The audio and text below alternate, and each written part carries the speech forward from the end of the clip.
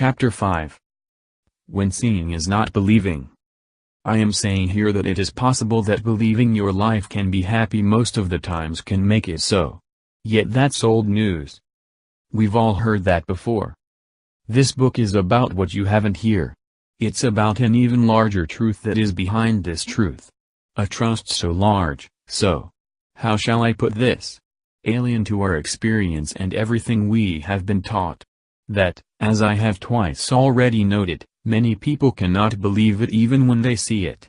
When they see this truth come to life right in front of them, they attribute it to something else.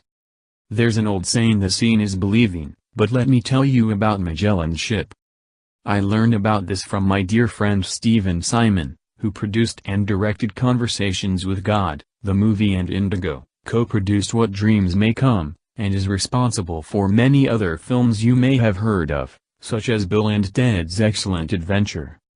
As Stephen explains it, Magellan and his men explored many islands and did so without opposition from natives living there, who might have been expected to climb into their dugout and launch a full-scale attack on these strange-looking sailors as dangerous interlopers, but instead welcomed them with open arms. The reason? When native lookouts first spotted Magellan's ship, they didn't know what they were looking at. They had never seen anything so huge and so majestic carrying people on water before. The gigantic ships, with their enormous masts and sails fully billowed, were so far outside of the experience for these island natives that they had no point of reference from which to even begin to consider what these vessels might be. They anchored their canoes, laid down their spears in awe, and welcomed Magellan and his men as gods. Stephen told me this is the Magellan's ship syndrome, a phenomenon that occurs when what one is looking at is so far from one's experience, that person literally doesn't know what to make of it.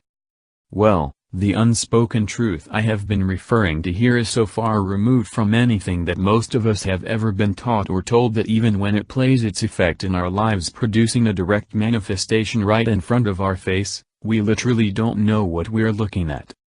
We'll see one thing and call it another. We'll see the outfall of the unspoken truth and call it the product of coincidence or serendipity or just plain dumb luck.